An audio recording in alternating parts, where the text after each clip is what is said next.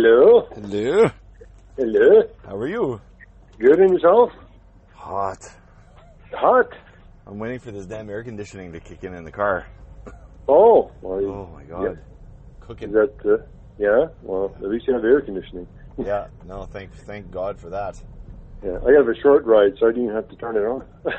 Oh, nice. Oh, yeah. There's a train. How about that? Anyway. Podcast number 2. Number 2. Part 2. Well, part 2 for the... part 2, if you're French. Yeah, exactly. Part 2. The last podcast, Todd and I covered Todd's favorite top 5-ish albums of all time. And today we're going to cover... Actually, I think today we're going to cover some other favorite albums of yours, but based upon bands that you and I both fell in love with at David Brun's house. Yes. So you have to make sure we want to make sure we tag David in this podcast if he's on. I don't know if he's on there. I know Gary is. I'll be tagging Gary. Hi, Gary. How you doing? Yep. Hi, Gary. Yep. Well, we'll tag one of the two of them for sure.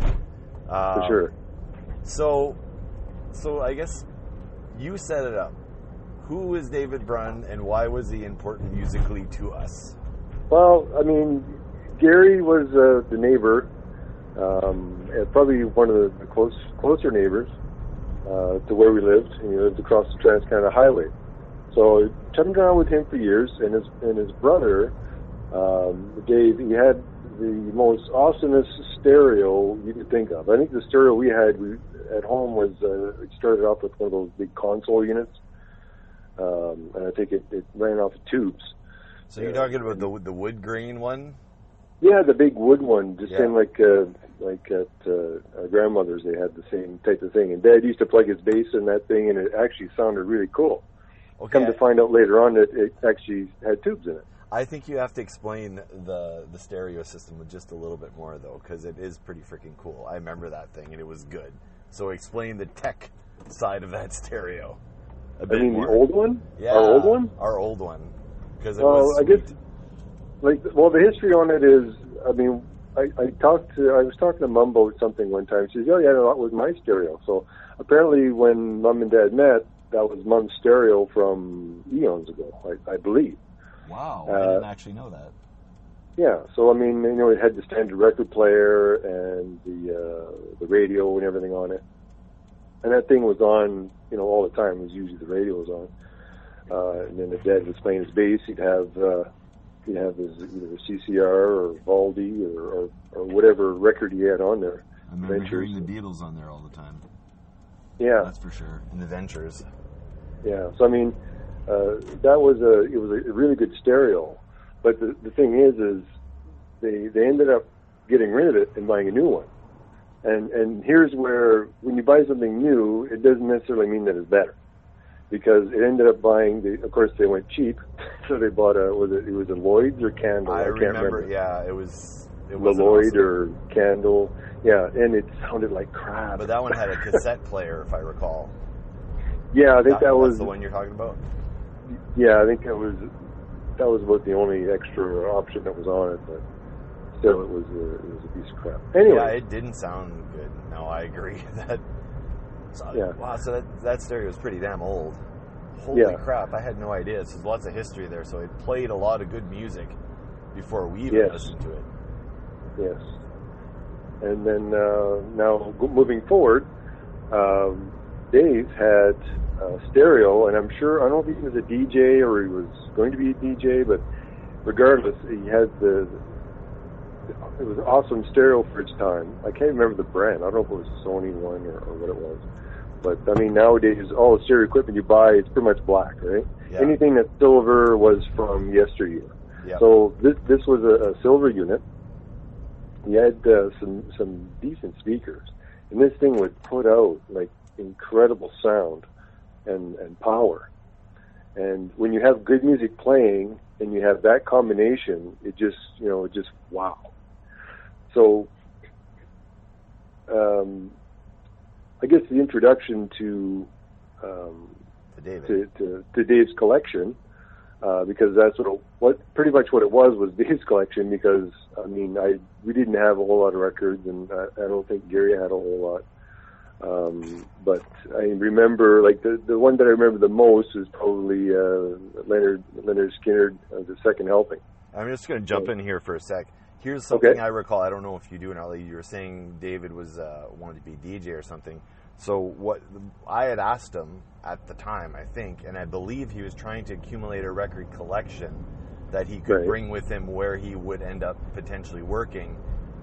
And because I don't know if that's how it worked back in those days, but I think as DJs you collected albums, and those are the albums that you played, because you're always trying to get new music heard or different music heard.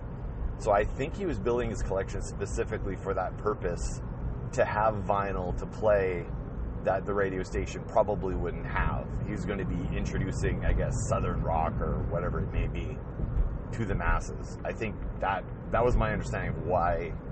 I mean, he was collecting records to collect records, but there was actually a reason behind it too. Yeah, most likely, especially if you're going to be a DJ, you want to have a good, decent collection. Yeah, you don't always play what they tell you to play. You actually, your job as a disc jockey was to introduce people to music. Yeah. And I mean, the records were immaculate. I mean, he even had one of those red. It looks like one of those lint things. You push one way, it gets the lint. Push it the other way, the lint comes off. It's like a red blur type thing. Yeah, so he had one of these things that every time you put the record on, you make sure all the dust was off. And anytime Gary would use a stereo, I'm assuming it was okay that he used a stereo. If not, well, cat's out of the bag now. Sorry. But yeah, so it was like when we actually had a record on there, it was like I think the maximum we could have it would be like half, just or a quarter. I can't remember what it was, but not too loud. But the collection that he had, like I was saying, like Lynyrd Skynyrd, Second Helping, that's probably one of my favorite albums. And even to this day, when I go to YouTube, I'll punch it up and listen to it. But he had a collection of those. I think he had some old ZZ Top, like pre-Afterburner, like the way before Afterburner. Yeah, more the bluesish. Today's Hombres was one of them, I think, right? Yeah. The one that was what was the album that was half, like one side was all live cuts, and the other one was all studio stuff. Good question. Was that ZZ Top or was that Lynyrd Skynyrd? No, that was ZZ Top, because I remember it had. Oh my God! There was that one song. It was dueling vocals on it with Dusty and the other guy in ZZ Top, Beer Drinkers and Hellraisers, but it was like the live version. I don't know if you remember that or not. It kind of rings a bell. Yeah, one side was live and the other side was studio. One of the first CDs I bought was that CD because of David Brun, because you get a whole bunch of juicy studio tracks, and then you get one side of the LP that was all live tracks. I remember. That's the album I remember, the ZZ Top album that he had, that I remember the most. Right. But anyway, so go on. Yeah, no. So he had those. He had was a Downchild Blues Band. Oh yeah. So what was that album? And then the famous song was Road Fever. I don't know how many times he played it. But that was a good one. I tried looking for it. I actually bought the CD one time. I had to special order it just to get it.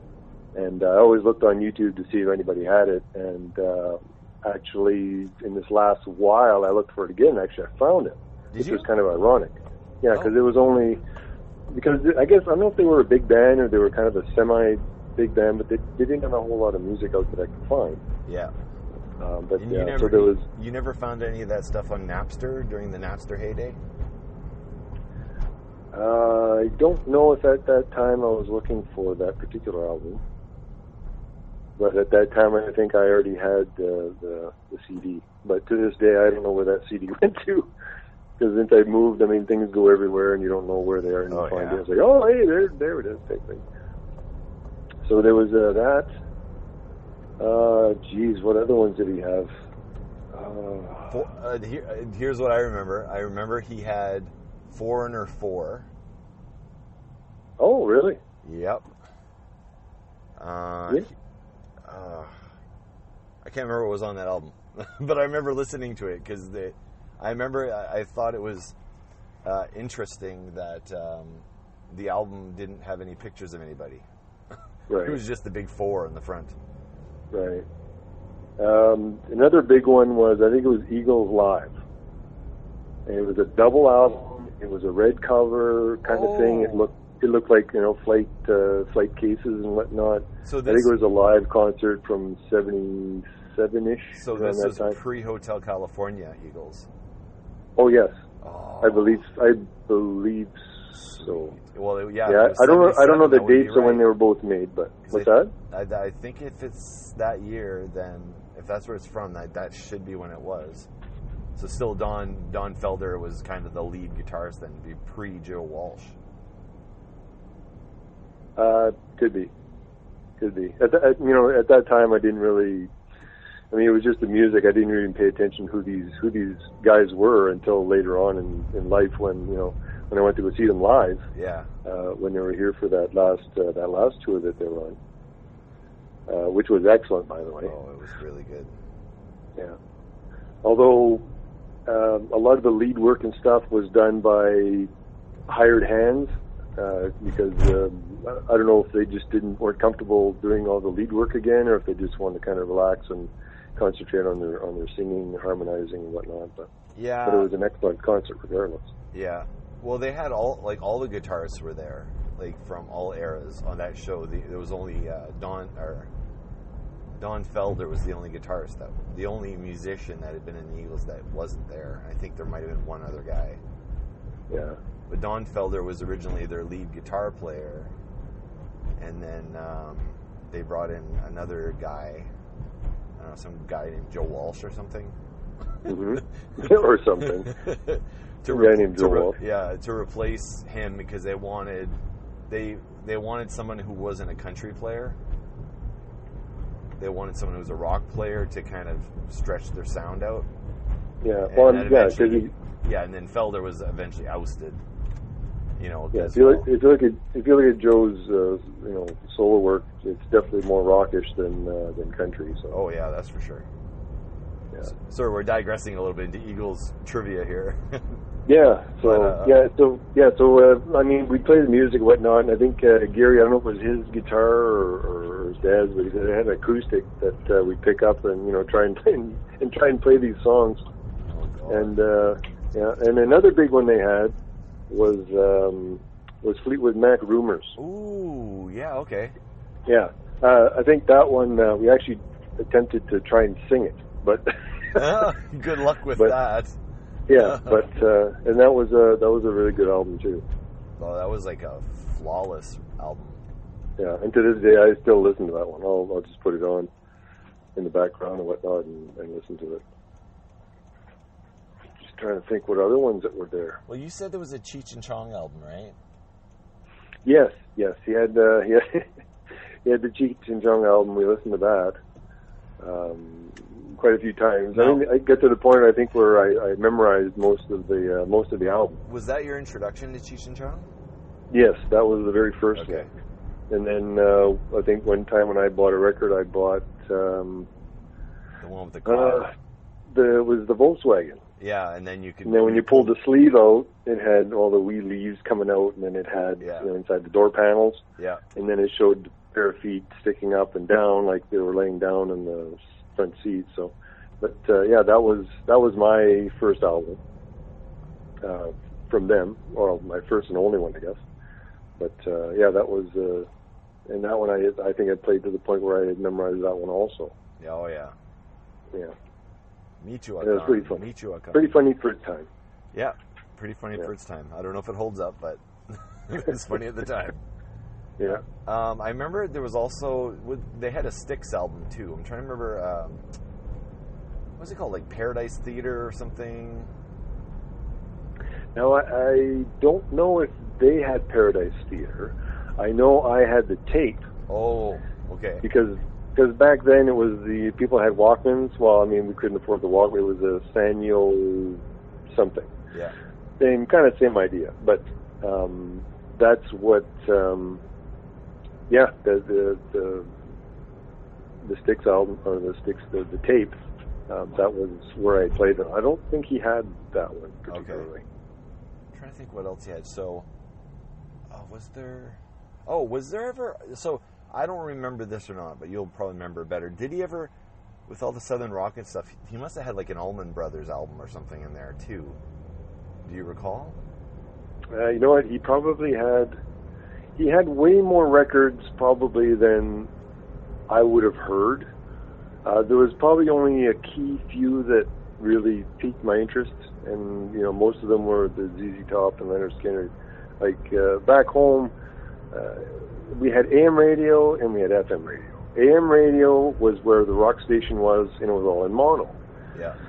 The country stations were all in stereo. So if you wanted to hear country, you could hear it in all its glory. Otherwise, we had to listen to CKCW in mono at the time. Yeah, that's right.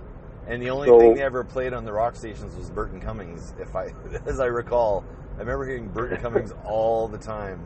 So I don't have a great love for Burton Cummings as a result of that. Not because he's not a good musician, but if that's all your radio station plays, you're gonna hate it. Like, you're gonna beg for that ballad from April Wine to play or something. Well, actually, Burton Cummings, Mom and Dad had the album. It was with his big. It was with his big, the shit-eating with his grin. big grin and afro or whatever on the cover. Yeah. And I had one of those cheap little record player things. So and that was out of Uncle Junior's. Shed. He brought it out one time. Said, "You want this?"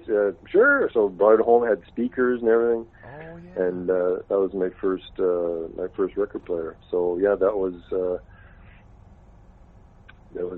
Hot Shots was another one that I had played a lot on there. But yeah, I remember Burton Cummings on there, and then I used to take was it a double album acoustic. Or not? I'm trying to remember. Double album? That Burton Cummings, was it a double album? I don't think so. I don't think he ever had a double album. Maybe it was just a gatefold cover, like one that opens up or whatever. I'm trying to remember now. I don't know. I can't remember. Right. But it was I mean, in retrospect, like now I go back and I really, really enjoy it because I heard it a million times. But the guy didn't look very cool. Who? Burton Cummings? Burton Cummings. He just didn't look very cool. Well, yeah. And then there's, if you want to get into the story, we actually met him in Winnipeg. Wait, at the bar. Were you with me? Yeah, I was there. Okay, I was trying to remember who was with me. So it was you. Yeah, because I think he was up on stage and he was doing his piano thing, whatnot. Right. Well, let's tell that story then. You want to tell that? Sure, why not? Let's go into the story. Or meeting someone famous a story. Because I think I'm going to do a meeting famous story with Tracy, too, because I have one with her, too, where we met Winger on the streets of Montreal. Yeah, so it's a pretty good story. Okay, so I want to hear the story from your perspective, because I couldn't remember who was with me, so I want to see what you remember versus what I remember. Well, what I remember is we're at the Palladium. Yep. I don't know what it's called now or if it even exists anymore. It doesn't exist. It's just whatever. So that's where like Margot Bosse, all these bands were playing back in the early 90s. Yep. And we were there, and I think we were sitting at a table. Then he came over and sat down with us, and they were talking for a bit. And then we got up to get drinks, and then by the time we came back, there was a whole bunch of people at our table. So it was like, wow, okay, now what? So, but that was probably the extent of the meeting. Oh yeah, I get a little bit. Yeah, okay. So that's here's what I remember. I remember seeing Burton Cummings coming in to the Palladium because the band we were seeing was Tooth and Nail, and he was kind of scoping them out as a potential backup band for him, and he had some interest in them, and he was, there was talk that he was going to get them signed, and I used to talk to the drummer for Tooth and Nail all the time too, and kind of follow along with what was going on with them. But anyway, he was there to see Tooth and Nail, and of course I think he was probably blitzed before he even got there, but regardless, he showed up, and we used to get, I used to get there early all the time. I can't remember how many times I used to go with you, but I always went early, right when they opened, grabbed a seat, and I was there for the night. And then, so we had gotten there early, we had a table, the place was starting to get, filled up, there was no tables around. He walks in by himself, and we had an extra seat at our table, or maybe an extra 2 seats, I can't remember. Right. And I saw him looking around and said, "Hey, Bert, like, why don't you just, you can sit with us, man. Like, we're not using all the seats. Why don't you sit with us and have a drink?" I said, "Yeah, sure, man. Yeah, sure, man." So he sat down with us, and then my drink was empty or whatever, and I'm like, "Okay, well, I'm thinking I'll go get another drink," and I guess you were with me. So then I asked him. He said, "Hey, well, we're gonna go. I guess we're gonna go get another drink. Can I get you one?" He said, "Yeah, sure, man, sure." I said, "We'll be right back. Just save our seats." Yeah, sure, man, yeah. So then when we came back, he had all his buddies were sitting with him. All these guys that showed up later. And I've got 2 beers in my hand, one for me and one for him. And I said, "Hey, Bert, I got you your beer." I kind of looked at him like, well, like, are these guys staying? Or like, this is our table. And and now maybe my recollection is a little bit jaded, but I remember him saying "F off, kid," or something along those lines. "Give me my beer," or something. Oh, really? I don't remember that. But maybe that's what I remember in retrospect, because I thought that was the rudest thing at the time. So, but anyway, regardless, he was like, he more or less said, "Give me the beer. I'm not giving your seats back. Idiot." So. But that made me mad. Well, I guess it would. Yeah. But that band Tooth and Nail, they were something else. I probably heard them, but and the name rings a bell, but I don't know, was it covers or they did original? They did some covers, but it was mostly original. They basically would play 3 or 4 sets or whatever it was back in those days, and one of the sets was all originals. And they were one of the few bar bands that could play originals. Like, there was a few other ones, like you said, like Mark Lavoisier would play originals. And then there was, like, Shake Naked. What else? Lenita Erickson. Like, there was a few bands that played originals, but most of them were just... Wow, I haven't heard a lot of those names in a while. Yeah. I've got actually, they used to record live at Night Moves on Friday nights on whatever that was awesome. 92 or 97 or whatever station it was at the time. And I used to record a lot of those. So I actually still have a lot of those in cassette. Oh, do you? Oh, yeah. So I do have the full Tooth and Nail one, which I have converted to MP3. I'll send it to you and you'll go, "Oh, yeah." You'll know every single one of those songs, I guarantee. But probably. The one song they had... they used to do a wicked cover of the Guess Who's Bus Driver song. I don't know if you remember the song. Bus driver. Oh, yeah. Anyway, they used to do that. That was my favorite song they used to cover. But they covered a lot of Guess Who songs, which is, I guess, why Burton Cummings took a liking to them. But I don't know. Later, he made up some story that they were all drug addicts living outside the city and they screwed up their musical career or some such thing. I don't remember, but he made comments that were not very nice about the band. And basically, who is this? Burton Cummings, about Tooth and Nail. Oh, okay. Because he was pushing them. He was talking about them in interviews, like, this is the next big thing that's going to come out of Canada, blah, blah, blah. It was his pet project. But basically, he'd go to the bar and want to perform, and these guys could play all his songs. So he just, it was a band to back him up that he didn't have to pay, and he got to perform and get free, fed drinks all night. So this was when Burton Cummings was not on his upswing, career upswing. Right, he was kind of way in the background at that point. Yeah, there wasn't a whole lot going on. He's picked himself up since then, which is good. Taking his due, which he deserves. So, but anyway, the other thing, I guess I'm still driving here, so we're gonna keep going. Okay. So The other thing I want to talk about was the records we used to play on that stereo in question. Which stereo? Dad's, i.e. Mom's stereo. Oh, I had Wings of Sound from K-Tel. Wings. Oh, yeah. A lot of K-Tel got played on that thing. I remember playing that. Dad had the Ventures, Walk Don't Run. He had a whole bunch of them. CCR was a big one. Which CCR? Do you remember? I think I remember the cover, but what was the name of that CCR one? Pendulum, I think it's called. Pendulum, yeah, that's right. Yeah. And it's not I don't think it's a very popular one, because when on the radio they get, when you hit CCR, it's like, well, there's maybe about a dozen or half a dozen that they play all the time. Yeah. And the other ones they don't, but they're just as good to me. Anyway. I think that I could be biased because I listened to them when we were younger. Sure. So. I remember liking that album, going, wow, this is their best album. Yeah, and then there was also Lou Reed was another one. Lou Reed, no. Smoking the Bandit. No. What was his name? It wasn't Lou Reed. Lou Reed's the guy from Velvet Underground. What was his name? It was something Reed. It was Jerry Reed. Who the hell is Lou Definitely. Reed? Lou Reed is the guy that wrote that song, Take a Walk on the Wild Side. Oh. Said, hey, babe. Wrong Reed. Not even in the same stratosphere of music writing. He was writing about sleeping with men and women and doing heroin and hanging out with Andy Warhol. Yeah, not the same guy. Oh, there you go. Listen to the lyrics again. That's something I never really paid attention to. But. Jerry Reed, yeah, he had that. I remember that album he had. It was him. He was sitting on a porch, leaning back on a chair with his feet up. Yeah, it was on the back of that. I've Been Framed was one of the songs. Oh, that was on that album. Yeah, what else was on there?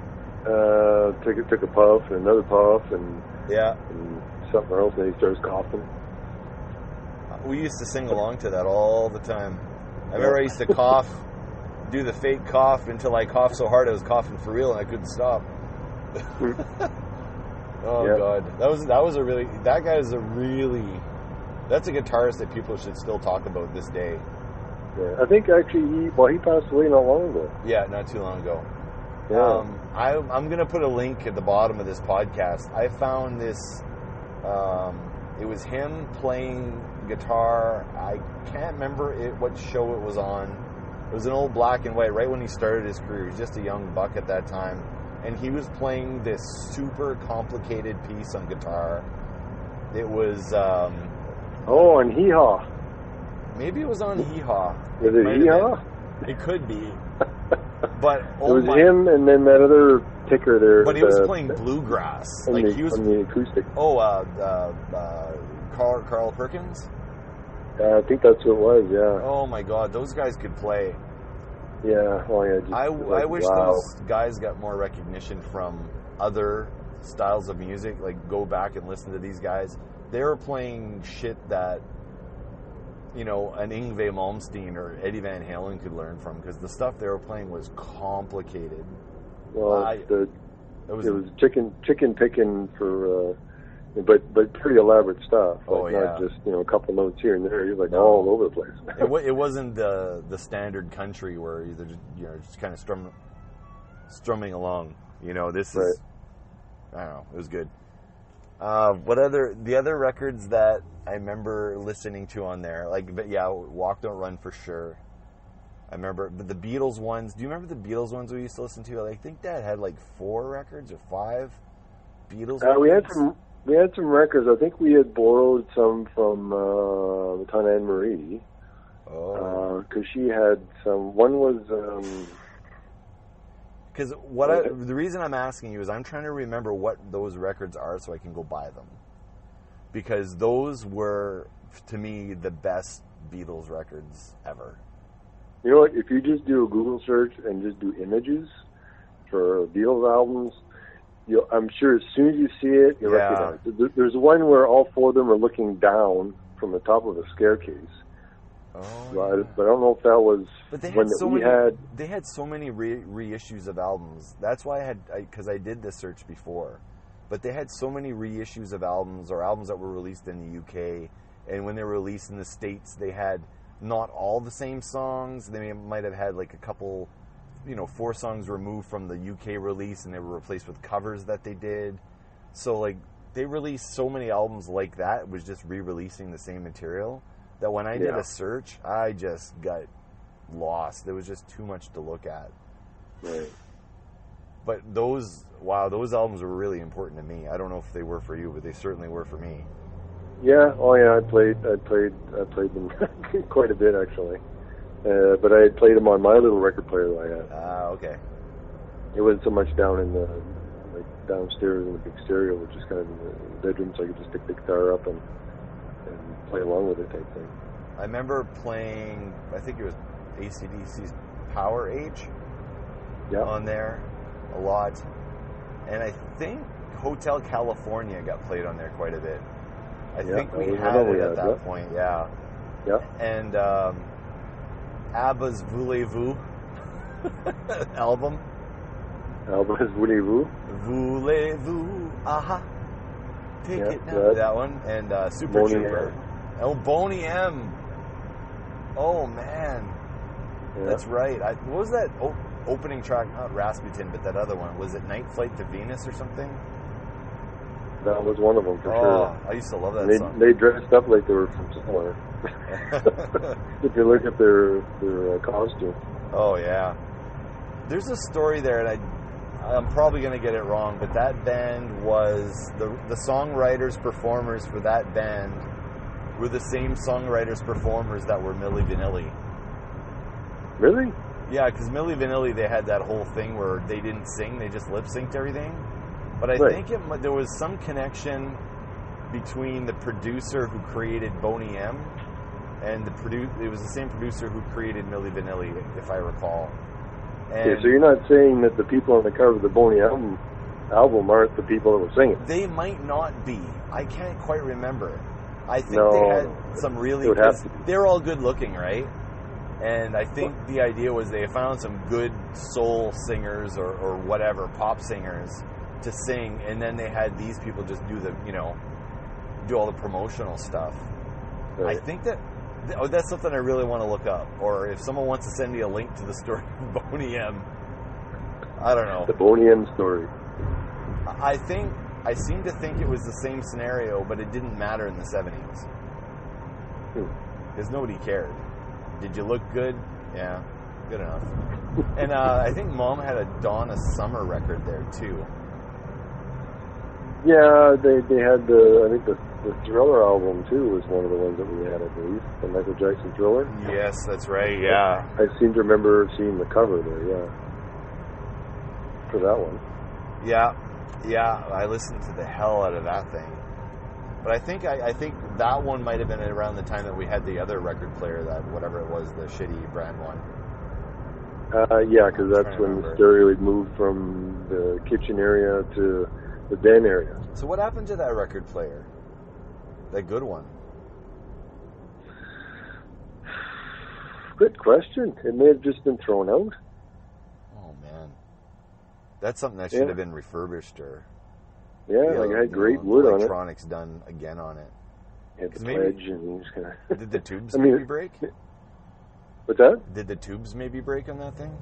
I don't know. I mean, it's maybe the May. Who knows? Maybe one of the tubes went and something happened and it wasn't worth fixing. We're going to ask Mom. Yeah. I'm really curious. Because there's a whole, that whole stereo has a story. You could tell a story about that stereo. Right. Well, that was fun. I'm almost home. I'm not quite home. But if you hang up, the recording will stop. Oh. I can't hang up because I've got an old car that doesn't do anything fancy. Even the windows are roll-up windows. Right. Well, at least you have air conditioning. At least, yeah. It takes about 10 minutes to kick in. Oh. But it does have air conditioning. So, just a little announcement that happened at work today. Mm-hmm. So, it looks like I'm going to be working from the farther away location more often, which is where I was working today. Right. I might be working there probably 75% of the time. So further. Yeah, so we can actually have a nice lengthy discussion like we did today. Right. instead of cutting it short at like 10 or 15 minutes or whatever those lengths are. Right. So I'm going to try to, if you're free for it, I'd like to do maybe a good solid episode like today is once a week. Okay. What'd you say? In a week, you said? Yeah, like once a week, I'd like to have a good solid, we could do the phone call and have like a good lengthy discussion on a topic like today. Where we're not like rushing to get to the end because I'm almost home. Right. Because it's going to take me half an hour-ish to get home every time. I think it took longer than that today. But anyway, that's what people have to look forward to. If you're free for it, I'd love to do it because these are fun. These episodes are super fun. Sure. For sure. Awesome. For sure. So what do you want to cover next time? You got any ideas? I don't know. We'll have to think about it. Yeah. Yeah. So I guess we'll pimp, because we'll post this right away. I would think I might post this on Wednesday instead of waiting for Saturday. Okay. We have a show on Friday that we're playing. Right. With our band Dome. Mm-hmm. It's part of Indie Week Winnipeg. Todd and I are in Dome, as you all know. Yeah, and we made it to round 3, which is, I believe it's semifinals? The semifinal for Winnipeg, yeah. So there's 2 nights of semifinals. We're on the first night, and the second night will be next week on the 22nd. And then the winners of each night go to the final, which is October 1st. Right. We are the only rock band in the lineup, which is interesting. So if they want to make sure a rock band goes through, I guess that probably would be us, I guess. So I guess we'll have to see, because there's a few good bands there. Yeah, there's a few good bands. They're just not all rock. Like there's like alternative rock, and then there's different genres. Yeah, different genres. Like yeah. So anyway, we'll see how we do. I've actually arrived at my destination. All right, so I'm gonna try to post this on Wednesday, and on the 13th. Yeah, that's what we'll do. Okay, sounds like a plan. Awesome. Okay, well, we'll talk to you guys later. See you guys on the flip side. Alrighty. All right. See ya. Bye. Okay, bye.